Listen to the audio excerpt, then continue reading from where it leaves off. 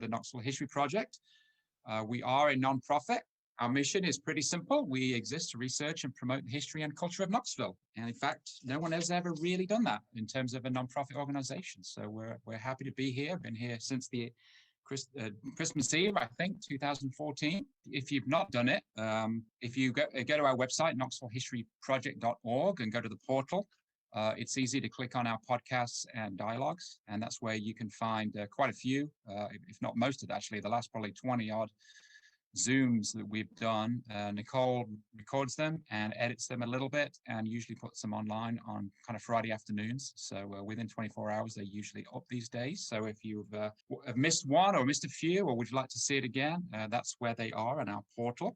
It is Black History Month this month, and that is an area of Knoxville history that we do talk about. And next week we'll have Bob Booker, and I'll mention him again in a minute. But if you are looking for something new to read, in our shop, we have, as I've mentioned before, this is a little fun children's book, little trade paperback that we produced tail end of last year with Reverend Renee Kessler, who's the executive director at Beck Cultural Center. If you're looking for other things, our historic Bearden book, historic Knoxville guidebook, selling very well, and also all our other books as well, and postcards and some fun playing cards if you're interested in a few gifts. We appreciate you supporting the work of the Knoxville History Project. We have a chat bar link that Nicole has put in, but if you enjoy and appreciate the work that we're doing for members of the community and you would like to continue, and also, these programs are given for free. We would appreciate a donation to help us on our way and continue this wonderful project that we enjoy doing. And tonight's talk is sponsored by Sarah Phillips. I've known Sarah for a number of years when we were together on the Roman Haas Community Advisory Panel. And she's also a member, a board member, I should say, as I am myself at Blount Mansion. So Sarah, thank you for supporting the Knoxville History Project, and thank you for sponsoring tonight's talk. And I'm going to hand it over to Jack to tell us about the beginning of this state in 1796. Take it away, Jack. Well, welcome, everybody. Thanks very much for joining us. We're going to be telling a story that I think everyone should know, probably one of the most consequential events that ever happened in the history of our city. But I think there's a good many surprises that may interest you in this narrative tonight. And I'm grateful to have with us, honored to have with us a couple of guys that I've had the pleasure of working with on different sorts of occasions. One is the one and only Michael Jordan, the one who's still at the top of his game, and he's the Director of Marketing and Development at Blount Mansion these days, and also his colleague Dave Hearns, who's the Executive Director of Blount Mansion. Blount Mansion is the only building, I should say unfortunately, but it's good for them, I guess, the only building that survives from this era, this kind of heroic early era that we're going to be talking about. But we're going to be talking about something extraordinary that happened right here in downtown Knoxville 225 years ago this month, and I'm guaranteeing that that you may know a little bit of the story, but we hope you'll be interested in what you learned from us tonight. We have, but we're going to be talking first some about Blount Mansion, and Michael, do you want to carry this torch from here? Sure. Well, first, I'd like to say thank you to Jack and Paul and Knoxville History Project for once again partnering with us to help spread the stories about Knoxville history and East Tennessee history. It's just remarkable to be in a town like this that has so many organizations that work together. And it's no coincidence that people who are making a difference at one organization are on the board of another, because we all work together to survive. And also want to thank Sarah Phillips as well. She's been a generous sponsor of much of our work at Blount Mansion, and I was thrilled when I found out that she was making this possible tonight. Well, it's important to remember that Tennessee hasn't always been Tennessee, and it hasn't even always been the Southwest Territory. Before it was either of those things, it was part of North Carolina. And this 1784 map by Abel Buell, it's one of the earliest maps of the United States after the Revolution. And you can see that North Carolina stretches all the way from the Atlantic coast to the Mississippi River, as does South Carolina. And the folks who lived in this part of North Carolina, if you will, did not really enjoy being governed by folks on the other side of the mountain any more than those folks enjoyed governing them. It was an uneasy arrangement, and it resulted in the effort to create the state of Franklin right about the time this map was produced. I think you probably know how that turned out. It fizzled out after 4 or 5 years. North Carolina tried to make criminals of the men who wanted to start their own state up in Northeast Tennessee and what is today the Tri-Cities area. And it came to an end when they made peace, and John Sevier, who was to have been the governor of Franklin, was elected to the North Carolina legislature, and we were back in the fold. But a short time later, almost immediately thereafter, Congress, in order to pay for the enormous debts that our nation had racked up in the Revolutionary War, told the states that they would be taxed on their land mass to pay for the war debt. So suddenly North Carolina had a great incentive to unload all of those western lands on the other side of the mountain that were barely governable anyway. So North Carolina passed a cessation act and in essence just gave all of what is now Tennessee to the federal government. And this became known as the Southwest Territory. Actually, we call it the territory of the United States southwest of the River Ohio, but that's too clunky. So even in the 18th century, they like to make things abbreviated when possible. They call it the Southwest Territory. George Washington appointed this man, William Blount, to be the governor of that federal territory. Blount was a pretty big deal in North Carolina. He was an aristocrat of sorts, a businessman, a wealthy landowner. We might call him a developer in today's context, although he wasn't building buildings. He and his brothers were purchasing hundreds of thousands of acres of land in what would become Tennessee, with the idea that you'd bring people out to farm and develop it, and he would make money on the land sale. So he had skin in the game, and he had also signed the U.S. Constitution in 1787 for North Carolina. So it was no surprise that Blount was selected. He was also kind of a compromise candidate that nobody had a problem with. So in 1790, he was given the task of governing this territory. He worked briefly out of the Tri-Cities area outside modern-day Kingsport, out of a home there called Rocky Mount, but his wife, Mary Blount, Malsey for short, said, "I am not going to that godforsaken wilderness unless you build me a real house." So this is Blount Mansion, which stands at the foot of the Gay Street Bridge downtown. Now, it is not a mansion in today's context, but it was the nicest house anywhere around when it was built. The Native Americans were told, called it the house with many eyes, because they'd not seen, in this area at least, a house with glass windows. So those glass windows are the eyes that have stared out on Knoxville from its inception to the present day. So Blount Mansion, as Jack said, is the only place you can come where the events that we're talking about tonight, a building that was standing when those things took place. And we've done our best to restore it to what it looked like in Governor Blount's time, although much of the mansion was added after his death. He was only there from 1792 to 1800. But we know that the Constitutional Convention did not meet here, but the men who created what would become the state of Tennessee in 1796 met frequently in Governor Blount's office. So while now Blount Mansion feels like an oasis, a silent place where time has stopped on the edge of downtown, in January and February of 1796, it was the epicenter of what was happening. It was a hurricane of activity. And so with that, we'll bring Jack back in. And Jack, you can tell us about the 55 men, including William Blount, who gathered and somehow managed to cobble together a brand new state in what was then a wilderness.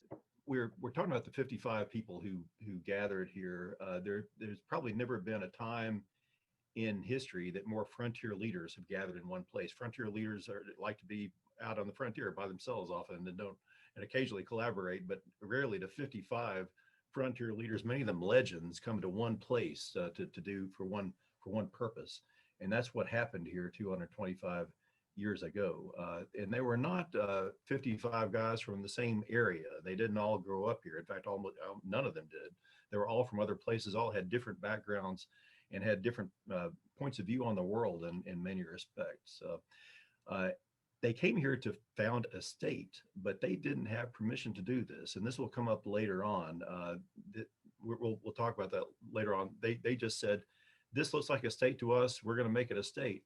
The standard at the time was that any territory that had 60,000 free men, that was how they phrased it then, had the potential to become one of the United States. And this was, and according to a census that William Blount had supervised, Tennessee had 67,000, and that they thought that was plenty, and they thought they were qualified to start this.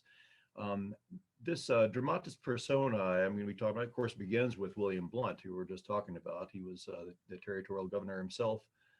He was an Eastern North Carolina native. He was from kind of the seaboard part of North Carolina. 8 years earlier, William Blount had signed the U.S. Constitution, so he kind of knew how this sort of thing was done. He was up in Philadelphia with all the other signers. He knew Franklin, Madison, Hamilton, and Washington in person. He knew them personally, but perhaps because he knew how it was done, he'd been there and signed the real thing, the big thing, the U.S. Constitution before. He became the president of this meeting, this convention that they had here, and that opened in early January of 1796.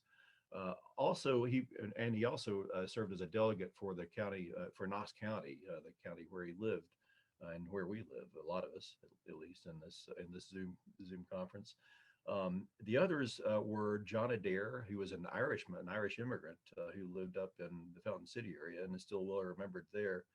A guy named John Crawford, who is not as well remembered today. James White, a name you've heard before, and his son-in-law, Charles McClung, who had helped lay out the streets for Knoxville. Charles McClung was from Eastern Pennsylvania, as many of the delegates, surprisingly many, were as well. We'll talk about some of them individually in just a minute. But I want to talk about a few of the folks you'll hear about. One of the most important people was a guy named William Cocke, C-O-C-K-E. Of course, Cocke County bears his name. He was from Northern Virginia, had served alongside Thomas Jefferson in the House of Burgesses. We don't often hear about the House of Burgesses in Tennessee, but there were more than one person here in the East Tennessee area who had been members of the House of Burgesses, and they were out here and moved to a different place to make their lives out this way. He had also been a leader of the premature movement that Michael just mentioned, known as Franklin, to found a new state. So he was a pretty well-known guy around here. Another was probably one of the best known delegates in 1796 in Tennessee was a guy named James Robertson. He was an Eastern Virginia native, now lived in Middle Tennessee. He was not just a settler, but he's often described as an explorer. He had actually traveled with Daniel Boone. They knew each other and had done some exploring together. He had been a leader of the Watauga Association, which was was a revolutionary and rare experiment in democracy in pre-revolutionary Upper East Tennessee during the British colonial era in 1772. By 1796, he was now in his 50s. He was in late middle age. He had been appointed brigadier general by President Washington and had been associated with the founding of a new settlement on the Cumberland River that was becoming known as Nashville. He's considered one of the founding father of the city of Nashville. Another guy, I mentioned that there was at least one. There are actually a couple of immigrants involved. This is something that people might not expect of the founders of Tennessee, that some of them had foreign accents. And the next fellow we're talking about did. His name was John Ray. He was from Londonderry, or Derry as some prefer, in Northern Ireland. He was the son of a Presbyterian minister and came to the American colonies when he was a teenager. He attended Princeton, but the Revolutionary War interrupted his studies, and he tossed his lot with the Patriots and fought at the Battle of Kings Mountain, the very most famous battle in this part of the country. Actually, several of the signers of this Constitution were veterans of the Battle of Kings Mountain against the British in 1780. He had been a member of North Carolina's House of Commons. That's what they still called it, even after the Revolution, and it helped to ratify. It voted to ratify the U.S. Constitution on behalf of North Carolina. but when he arrived in Knoxville, he probably still had an Irish accent, but became a well-known figure here. And of course, you might recognize his last name as the name of a county. Several delegates I mentioned were from Pennsylvania, most of them from eastern Pennsylvania, the Philadelphia area. Archibald Roane was one of them. He was a son of Irish immigrants. A lot of these people who weren't immigrants were sons of immigrants. He was still a teenager when he crossed the Delaware River with George Washington and fought at the Battle of Trenton.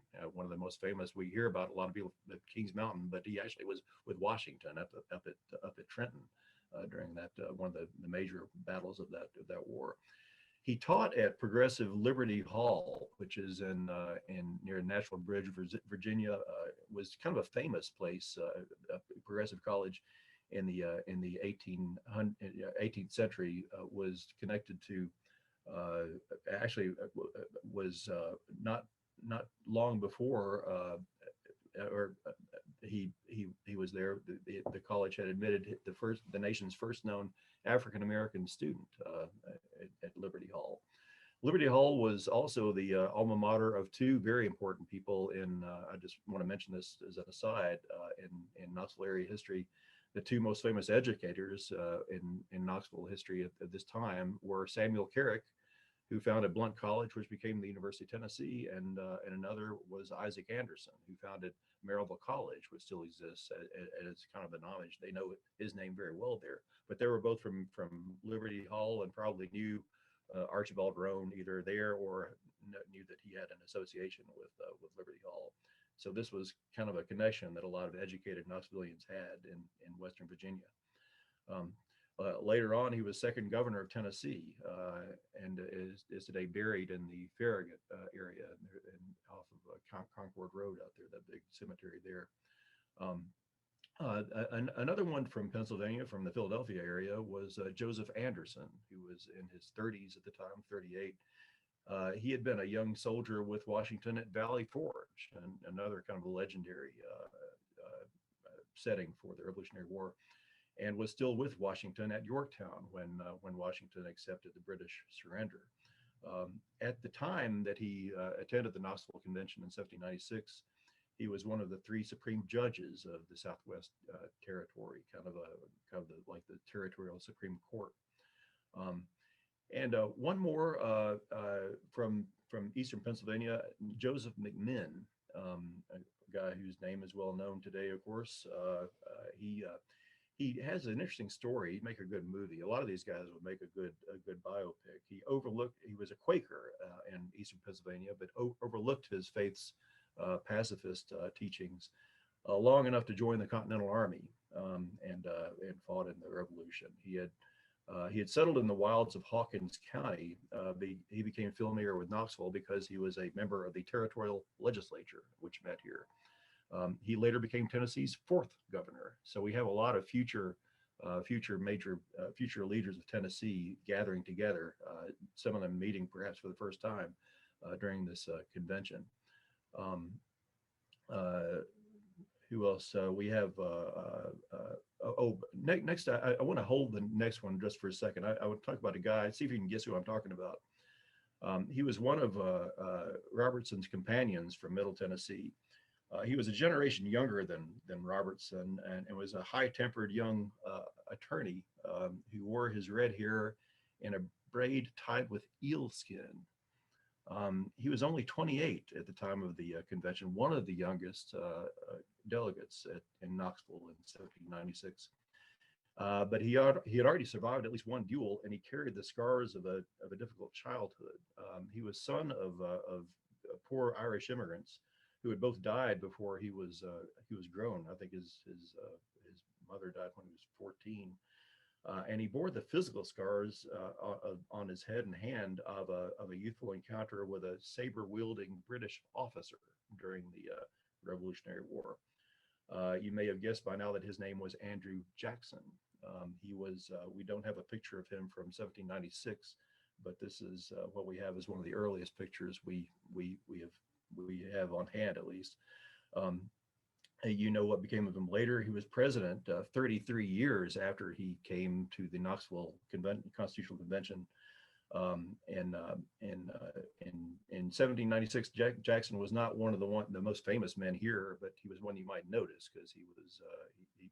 I think he might have made some people nervous when he was striding around a room. In fact, 7 years later, Jackson and John Sevier would have an argument that would lead to a challenge to a duel, just not more than about 2 blocks from where this convention was taking place. But that wasn't happening in this particular January and February of 1796. Even younger than Jackson 28, a delegate helping found a state by helping draw up a constitution. Even younger than Jackson was a delegate from Sullivan County. He was an Eastern Virginia native named William Charles Cole Claiborne. And if you don't know that name, you should. His age at the time of the convention remains a matter of speculation. Some believe he may have been as young as 20 years old when he was here. That's kind of hard to believe, but he was a very, very young man, but had already been around a good deal. Claiborne had been a clerk for U.S. Congress.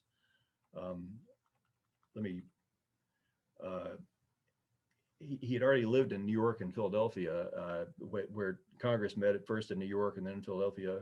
He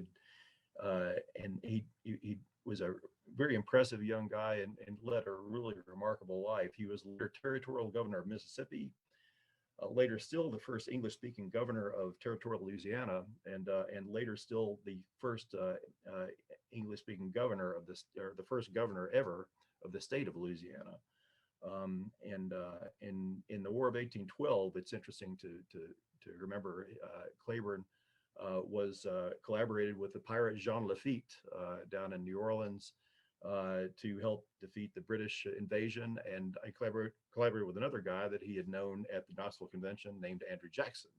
So they were all the Battle of New Orleans. If you go to the battlefield where that happened, they talk about Claiborne and Jackson, 2 of the delegates to this Constitutional Convention in Knoxville in 1796, who were major leading figures of this period, this amazing, one of the biggest battles in American history before the Civil War, certainly, and biggest victories of American soldiers. Anyway, there were about in all there were about a dozen guys of these 55. Look at these 55 frontier leaders. About a dozen of them are so significant in Tennessee history that they have counties named for them. And 5 of the first U.S. senators were at that meeting. Several of the early governors were there.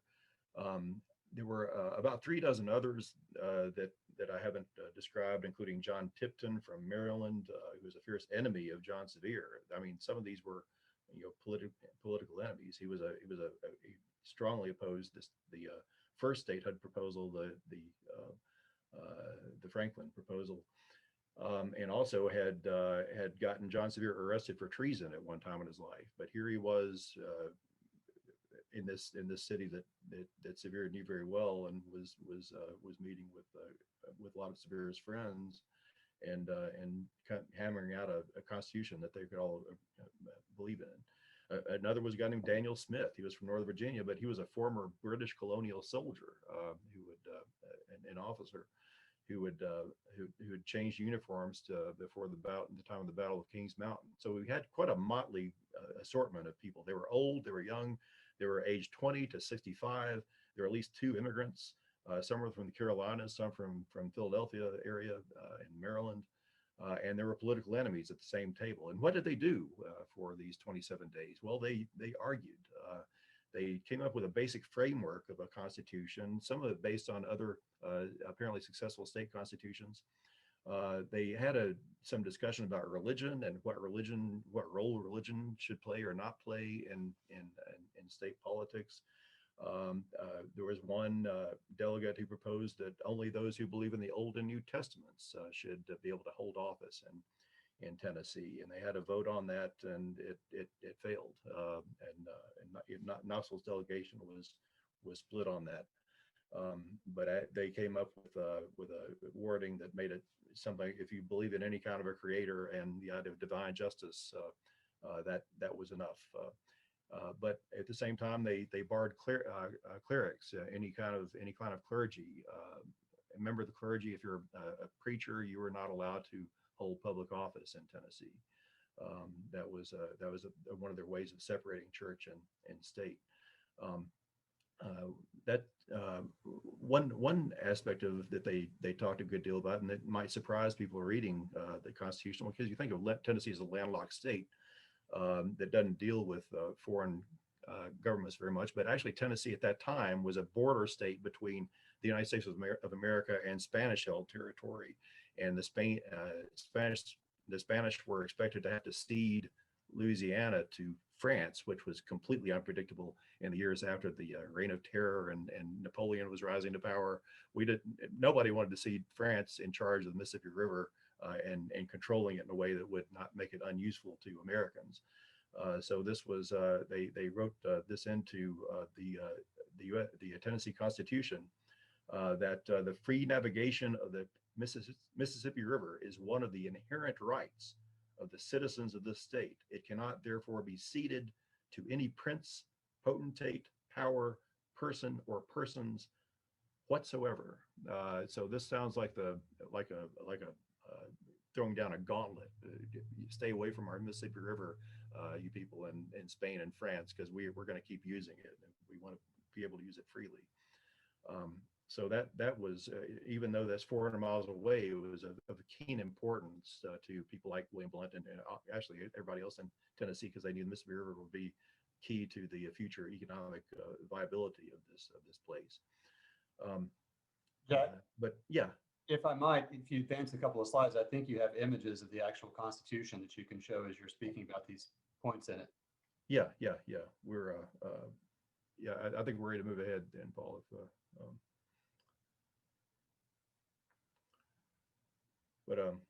The one thing that they came up with. Oh yeah, I'm sorry. This is and this this is a picture that Michael gave to us. I mentioned that William Charles Cole Claiborne was a major figure in Louisiana history, and is very well remembered in the city where he lived for many years, and that's New Orleans. And the longest single street in New Orleans is Claiborne Avenue. And just glad Michael shared this picture. But Claiborne County in Tennessee is named for the same guy that Claiborne Avenue in New Orleans is named for. And okay, here's the beginning of the Constitution. It'll look familiar because it looks like the U.S. Constitution, doesn't it? And I wonder whether that was how many people had even seen facsimiles of the U.S. Constitution in the 1790s. But it took some calligraphic expertise to do that. But here's some interesting signatures. I want to mention something else about the Constitution before we get to the signatures. One is the aspect of voting privileges. Who got to vote in the new state of Tennessee? Voting privileges were limited in many states, in the so-called democratic experiment called the United States. In several states, including states up north, Ohio, which followed Tennessee, it was the first state to join the Union after Tennessee, said only white people can vote. That was in their constitution in 1803 or so. Alabama had the same restriction, racial restrictions. Those weren't unusual. Like several northern states had those, as well as southern states. I love this aspect of in the Vermont Constitution. You were judged by your behavior about whether you could vote or not. Voters had to be people of and men, of course, of quiet and peaceable behavior. But another thing that most commonly limited voting privileges was property ownership. You're supposed to own property there, and because you own property, you paid taxes, and you had something to say about the taxes you on the property you paid. The Tennessee Constitution had some property ownership qualifications. You couldn't serve on the state legislature or as governor unless you owned property. And but if you lived here for 6 months, the way I read it, you could vote here. But also this Constitution didn't mention race. The Tennessee Constitution said just free men. And in Tennessee, a significant number of the early African Americans who lived here were free. There were free men. They were more obvious later in the 19th century, by the mid 19th century. You see lots of references to free Black men and women in Knoxville. But the 1796 Constitution said said that everybody can vote. By tacitly allowed Black and white and other races to vote because it did not limit it to white people. That's something that seems maybe more progressive than we assume, looking back to this era when, of course, slavery was a very common thing, not only in Tennessee but in some northern states. And New Jersey still had slavery at this time.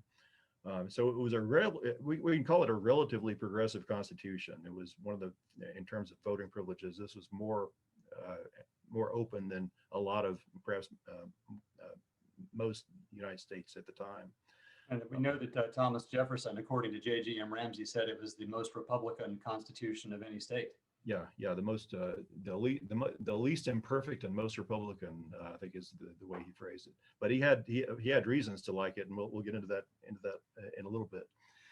There was what I call the Groundhog Day surprise, though, in my research into this. There was a delegate named Alexander Outlaw. He was one of the older delegates. He had been in North Carolina when they approved the U.S. Constitution, so he knew something about constitutions. But he made this bold declaration on or proposal on February 2nd that if the Constitution drawn up in Knoxville is not accepted by Congress, Outlaw declared that we should continue to exist as an independent state. Can you does he mean that if Congress says no to this Constitution, we're going to secede and be a country by ourselves? This was actually seconded by Joseph Anderson, and I can't tell what happened to it after that. It was apparently tabled, and it of course it didn't have to be acted on later on as it happened. But these signatures are great to look at. You can look at several of these signatures of people. William Koch is over on the right side. You see William Blount's name at the very top. He's the first one to sign it because he was the president of the convention. But let's see, McNary, and Joseph McMinn, of course, is on the right as well. But and John Sevier was, they were acting as a state by February 6th when they signed this. That was the date they signed it. John Sevier was elected governor of the state.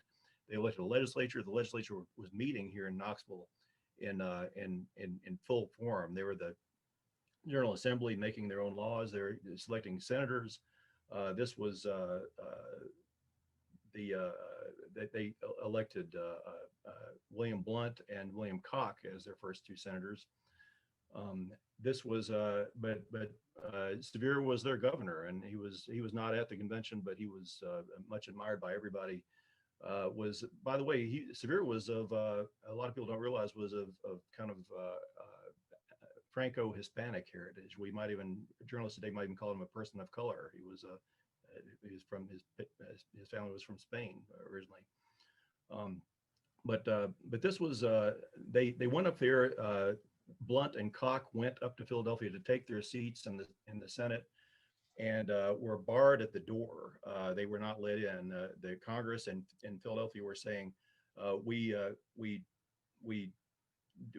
haven't accepted you as a state yet. You're not even a state yet. How can you be a senator of that state? So they wouldn't even let them in the door. And one of the reasons for this controversy, or the reasons there was resistance for it, besides just the pure arrogance of the fact that you're of a group of people calling themselves a state and not really being a state yet, was there was an election. It was an election year. 1796 was the election year. And it was John Adams versus Thomas Jefferson. Thomas Jefferson was a Republican Democrat. Adams was a Federalist. The Federalists feared that Tennessee voters would go for Jefferson. So they were not crazy about adding another state that would throw off the Electoral College vote things. Congress argued about this for some time. We have a picture of the room, the place in Philadelphia that the Congress was meeting. 30 Federalists voted against this, and this was they were mostly in the Northeast, but some in North Carolina, one and a couple in Maryland were against Tennessee joining the United States. 41 voted for it right away, and then a couple of others later. But the ones who voted for it included James Madison, the framer of the U.S. Constitution, and William Blount's little brother Thomas, who was a congressman from North Carolina. The Senate tried to delay the admission of Tennessee until 1800, when they could have a new census, and of course they could perhaps win an election in the meantime. But this was they came up with a compromise with Congress, and it was that the compromise they came up with after Congress passed it and the Senate stalled was it will admit Tennessee, but with only one congressman. So we'll just have 3 electors. We've learned a lot about the Electoral College lately in the last few months, haven't we? But Tennessee would just have 3 electors instead of the 4 that they were originally expecting. But this was what happened. And they let Tennessee in. Finally, the compromise was reached on May 31st. George Washington, the president, signed it on June 1st, and that's remembered as of the 20th century as Statehood Day. The legacy going forward, right away we remembered February 6th, which was the day that Tennessee considered itself a state and began acting like a state with its General Assembly meeting, legislature meeting in Knoxville, mainly in those early days. And we have the picture of the seal, don't we? Originally, this day, February 6th, was remembered as the date that Tennessee was founded. As we see on the original state seal, which was used from 1796 until sometime around 1830, you see February 6th. It was kind of crowded down at the bottom, but that's the date that they signed this Constitution in Knoxville. But this was it was half forgotten for some time after that. After all the delegates died off, and Nashville eventually became the capital of Tennessee. Late in the 19th century, some people began trying to remember these capital years of Knoxville, and there was an old building, an old tavern that they called the original capital. This was advertised with postcards as the original capital of Tennessee. We don't have any reason to think that it ever was used as the place where the legislature met, but it was interesting. It was people argued about what it was really, and it was finally torn down in the 1920s. But later on in the 1940s, during the sesquicentennial of the state, the 150th anniversary of Tennessee, we had one of our better known historians in town, a woman who's in charge of the McClung collection. Her name was Laura Luttrell, came up with some proposals about how we should remember the Constitutional Convention of 1796. And they said, let's put some plaques up honoring Knoxville's years as capital of Tennessee. And they put one up. This is one of the better known ones, marking the spot where Tennessee's Constitution was framed. It was unveiled yesterday, and some people may remember this. It was up there until the 1990s on a building on Gay Street at the corner of Church Avenue. This is the plaque that was there. It was on this building, which was the old NAFL photography studio building. And it was there until that building, there was a fire in that building, and it was torn down, ironically, right at the time of the bicentennial, the Tennessee State bicentennial. This building that had the plaque on it that said this is where the office was, David Henley's office, where they met on this spot and framed a new state, created a state, and they called that the birthplace of Tennessee. Unfortunately, she put 4 blocks on different buildings, marking the places where previous buildings had been, where the previous capitals had been, and also put up and here's the corner, the birthplace of Tennessee today. It's the corner of a parking lot. But finally, there was an obelisk put up in 1949, and I'm glad to say that it's still there. But this was, as I mentioned, there's almost all of this is gone. But there's one legacy that we still have, and that's something, this bold notion of not having permission from the capital of the United States to start your own state. This was the idea of starting a state without permission became known as the Tennessee Plan.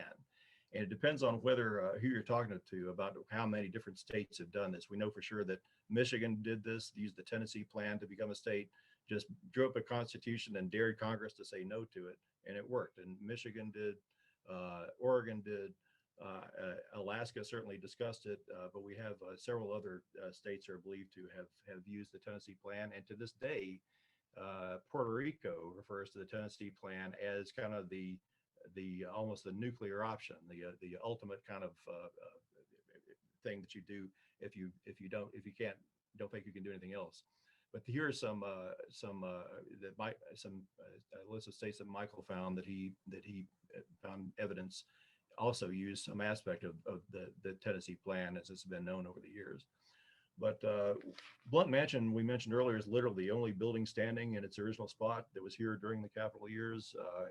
This is so I'm going to yield the floor to Dave Hearns, Executive Director of Blount Mansion, to talk about what they have there to show from that era. Thanks, Jack. Well, as Jack said, our history goes all the way back to 1792. So we were originally the home of William Blount while he was territorial governor. And, as a public official, he needs a public office, and Governor Blount's office is still standing on our property. In 1925, when we became a museum, we did not actually, Governor Blount's, what had originally been Governor Blount's office did not actually come with the Blount House. It was a home and had been changed from an office into a little small house. And from 1925 till the early 1950s, the person who actually lived on site, the man and woman, he was a caretaker for the house, and she did the tours. Later, we acquired the property and the parcel that it sat on, and basically stripped it down to the bare framing. Johnson and Gallion actually did the work for us, stripped it down to the studs, and we put it back in a way that was probably similar to what Blount would have done. Although for some reason, National Park Service was involved and changed where the door location was. But this is what the office looked like for a good number of years. Walls were bare wood, and as you can see here on the right is the desk that belonged to Colonel David Henley. Henley was here as a representative of the War Department, and he brought, according to his family, he brought this desk with him to Knoxville and had this desk in his office. Henley's office was the largest was the largest space available for the delegates to meet, and so they actually rented the space from him and for the convention. And although the Blount's office was not used for the convention, a lot of the local lore says that it was where the drafting committee met to draw up the document. And Blount being Blount, I can guarantee you that there was a lot of behind the scenes wrangling going on in his office. Blount liked to work behind the scenes, and as president of the convention, he was not able to directly give his views in a way that like he would like. So I'm sure behind the scenes, his factions in the convention were putting forward, the things that he wanted to see in the document. The desk is a solid walnut. It's a tall standing desk. I think we've got another image of it, don't we? Let's see. I think in the next slide. It's a tall standing desk. It's solid walnut, and we're actually in the process of having the desk fully restored. For the celebration of the 225th, we're going to have it completely restored. It suffered some damage in the 1950s during a break-in. Somebody smashed open the drawers in it, and here's the desk as it sits today. So you can see where the file drawers used to be. Somebody actually smashed them in, and it's just got a lot of age and wear on it. And so a local preservation or a furniture preservationist is going to do a complete go over. And by the time we celebrate June 1st, it'll be the best it's looked in years. So Colonel Henley's family gave the desk to us in the 1950s, and they have provenance for it from the time that he brought it to Tennessee to the time that they gave it to the museum. And one fun fact, the other desk you can see in the background, the middle part of that desk actually belonged to Governor Sevier. So we have the desk the Tennessee Constitution was signed on, and we also have John Sevier's writing desk, which was used by J.G.M. Ramsey for writing part of the Annals of Tennessee. Yeah, this really is a remarkable thing that happened here, and I think we should remember it. There's been an effort to try to restore a plaque to the site of the Henley building. I didn't tell the whole story about how David Henley, the U.S. Indian agent, was chosen just because he had the largest office in Knoxville. Apparently, that's why they met at his place instead of somewhere else. I think his office may have even been bigger than the little courthouse. But the idea of having 55 guys and all their aides, and there aren't that many rooms on the frontier where that could work. So that Henley yielded his office for those 27 days, and they officially welcomed him in the minutes of the proceedings, or officially thanked him. But it was quite a big deal. But there's been some talk about trying to, even though it's just a parking lot, still having some kind of a standing marker. Unfortunately, the marker that was put up there in 1946 or 7 has gone missing, and we're not sure where it is. Some people think it's somewhere in the city county building. So if you find it in your basement or something, let us know, and we'll be sure the city puts it back up there. Earnest about trying to find that thing. I think they've only found one of the 4 plaques that were put up at that time. Jack, we have a question from Bob Davis, our good friend Bob. He'd like to know who was the first representative to Congress? Good question. I'm glad he asked. It was Andrew Jackson. He was the first congressman from Tennessee, and he decided he didn't like it at all, and resigned after just a few months, and was replaced by someone else well known. I blanking on, it was a McMinn or somebody, one of the other delegates to that same convention. Yeah, Jackson was a restless kind of a guy, and didn't never really cared for any kind of legislature. I think he did the same thing to the U.S. Senate sometime later. He was elected to the Senate and resigned before his term was over. Jack, I think one of the most interesting things about the Constitution Convention was one of their very first actions as a deliberative body was to give themselves a pay cut. So I think that's a rare thing amongst politicians to cut their own pay. Well, yeah, that's interesting. I didn't know that. Yeah, they had a stipend, I guess, to attend the convention, and there was some discussion of that and if it was enough, but that's. I think they cut it from $2 to $1.50 or something like that. Okay, yeah. Well, good for them. Yeah, I'd love to be a fly on the wall in that, because it's hard to even picture all these guys in one room, and how they even got along without gunplay for 27 days is remarkable. Well, if you read the minutes, that wasn't that active. There were a lot of days that they met and adjourned. They did take a few days off, it looks like, yeah. But they met on Saturdays sometimes too. So officially they were 6 days a week. Jack, in the Constitution for the state, you talked about the requirements for voting. Yeah. Did it also require that it had to be a male? Yes. Yeah, I should have said that. There were very few. I think there's one or a couple of states that had some nod to allowing women to vote, but yeah, they were all. It was strictly male suffrage in 1796. And now that you brought that up, I'm glad I didn't mention that. One interesting thing that people point out is that it did tacitly at least allow Black men to vote in 1796, but that right was taken away by the 1834 Constitution. So it was only for 38 years that free Black men were able to vote in Tennessee, and it was in the 1830s after the Nat Turner Revolt that a lot of states, even in the North, began limiting black male suffrage. It is remarkable that we started out without mention of race at all. And there's a brief mention of slavery, but only in a detail concerning how people are taxed. But but that's the only reference to slavery there is in the Constitution. Yeah, in the chat bar, Patrick Hollis is the director with Mabry Hazenhouse is joining us tonight, but he's got the details of, I guess, one of the next events in the Statehood series on February the 23rd. Oh, good. Good. William Hardy's going to be talking about the third Constitution, the third version of the Constitution and the convention. Okay. I think we're on the fourth.